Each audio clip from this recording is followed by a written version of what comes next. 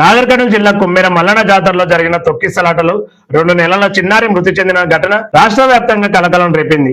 ఈ ఘటనపై ఎస్సీ/ఎస్టీ commission chairman బక్కి వెంకటయ్య తీవ్రంగా స్పందించారు. బుధవారం జిల్లా కలెక్టరేట్ లో బాధితులు గణేష్, మౌనికలను పరామర్శించి వారికి తక్షణ సాయం కింద ₹1,00,000 చెక్కును అందజేశారు.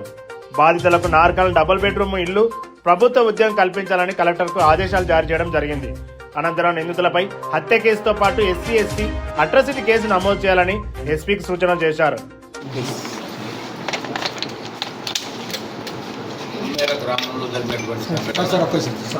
కుమ్మెర గ్రామంలో జరిగిన సంఘటన చాలా బాధాకరం. ఇలా అన్ని భారతదేశంలోనే అన్ని సోషల్ మీడియాలో చక్కర్లు కొడుతున్నటువంటి వీడియో ఇది. ప్రపంచం ఒక్కసారి ఉలిక్కిపడట్టు అయింది. ఒక 2 నెలల పసి బాలికను కూడా చూడకుండా మరి మనసున్నటువంటి దుర్మార్గుడు కాలుతుందన్నీ ఇలా ఆ రకంగా చేయడం అయితే సభ్య సమాజము తలదించుకునే విధంగా ఉన్నది. ఇలా ఇటువంటి సంఘటనలు చాలా బాధాకరం.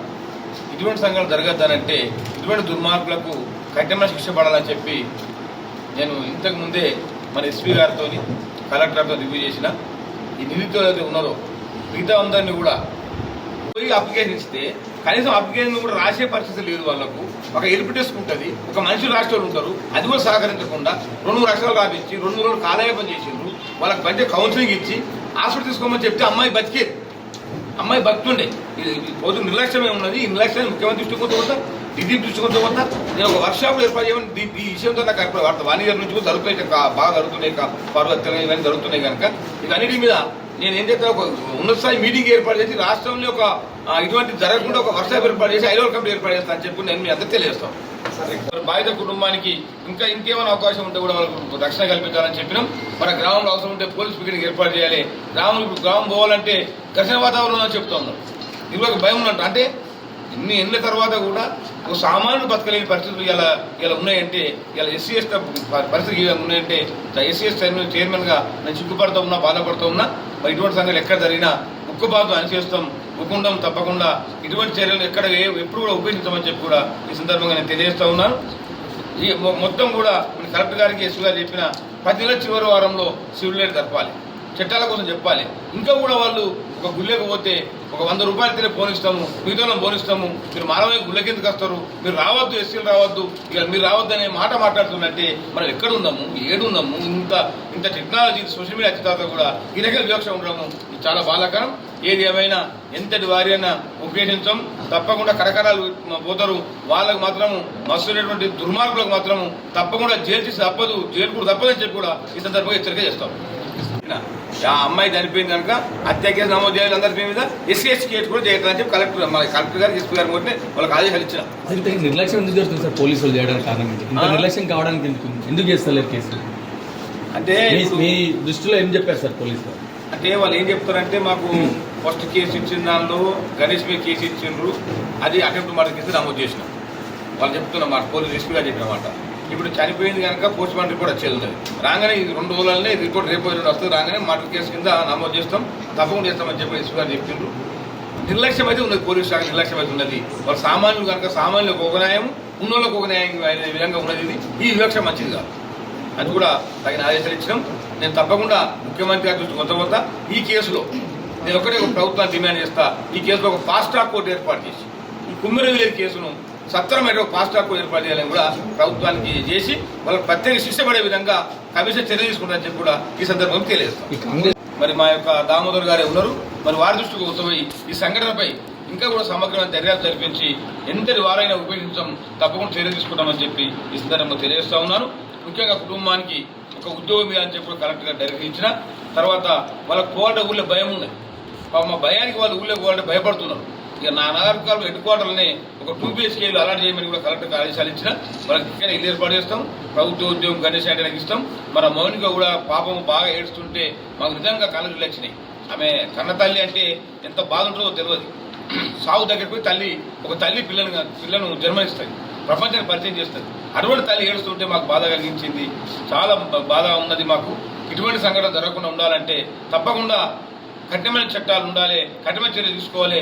దోషులు పరాల్లో ఉండాలంటే ఎందుకుంటారు పరాల్లో? నేను ప్రత్యేక టీం ఏర్పాటు చేయమని ఎస్పీ గారు ఆదేశించిన 24 గంటలల్లో వాళ్ళని అరెస్ట్ చేయాలి. వారం వరకు కలెక్టర్ గారు, ఎస్పీ గారు ఒక నివేదిక కూడా మాకు ఏటీఆర్ సమర్పించాలి కమిషన్ ఆఫీస్ అని కూడా తగిన ఆదేశాలు ఇచ్చిన. ఏది ఏమైనా 1 సంవత్సర కాలం నుండి ఎస్సీఎస్లపై విపరీతమైన దాడులు జరుగుతుంది. చాలా బాధాకరం ఇది.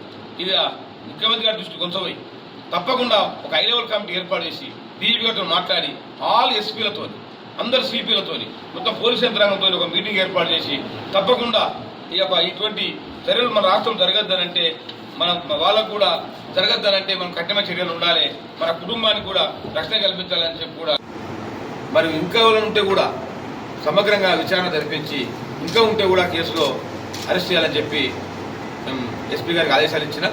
మరి కలెక్టర్ గారిని ఆదేశించిన ఆ కుటుంబాన్ని మరి ఆదుకోవాల్సిన బాధ్యత ప్రభుత్వంపై ఉన్నది. మరి ఎస్సీ కమిషన్ చైర్మన్గా మాపై ఉన్నది. టెంపరీ రిలీఫ్ కోసము ₹1,00,000 చెప్పి కూడా ఆ కుటుంబానికి ఇచ్చినాం.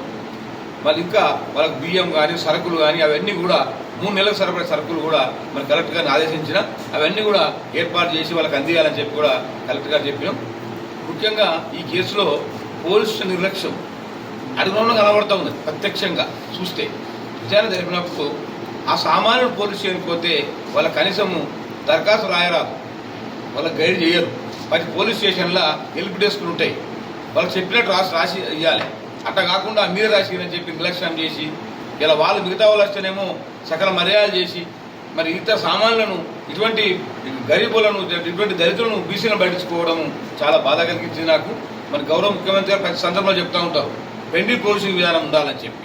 కానీ ఎక్కడ పెండింగ్ పోలీసింగ్ ఉన్నది? ఇలా ఉన్నోనికే వాళ్ళు అందరం ఎక్కిస్తూ ఉన్నారు, లేనోని కనీసం మనిషిని గౌరవం కూడా ఇవ్వకుండా ఈ రకంగా చేయడము చాలా బాధాకరం. ఇది పైన మీకు కఠినంగా ఇంకేమైనా నిర్ణయాలు తీసుకుంటున్నారా? ఇప్పుడు దీనిపైన మేము డీజీపీ గారితో మాట్లాడతా ఈరోజే. నేను ఒకటి ఏం చెప్పిన మీకు చెప్పిన ఈ సంవత్సర కాలంలో బాగా జరుగుతుంది. డీజీపీ లెవెల్ అనే ఒక ఉన్నత స్థాయి సమావేశం ఏర్పాటు చేసి అందరు ఎస్పీలకు, సిపిలకు, అందరు స్టేట్ లెవెల్ ఒక వర్క్షాప్ పెట్టి ఇటువంటి సంఘం జరగకుండా మనం ఏమైనా ముందు చర్యలు తీసుకోవాలనేది ఒక కార్యక్రమం రూపొందించేందుకు ఒక ప్రోగ్రాం తయారు చేయాలని చెప్పి కూడా మేము ఇంతకు మీకు చెప్పిన దాని ప్రకారం చేస్తాం. డీజీపీతో మాట్లాడతా, అవసరమైతే మీ జిల్లా ఇన్ఛార్జ్ మంత్రితో మాట్లాడి, ముఖ్యమంత్రితో మాట్లాడినా కానీ ఇటువంటి సంఘం జరగకుండా ఉండాలంటే కఠినమైన చర్యలు ఉండాలి. ఇద్దరు వారిని రూపొందించామని చెప్పి కూడా ఈ సందర్భంగా తెలియజేస్తాం.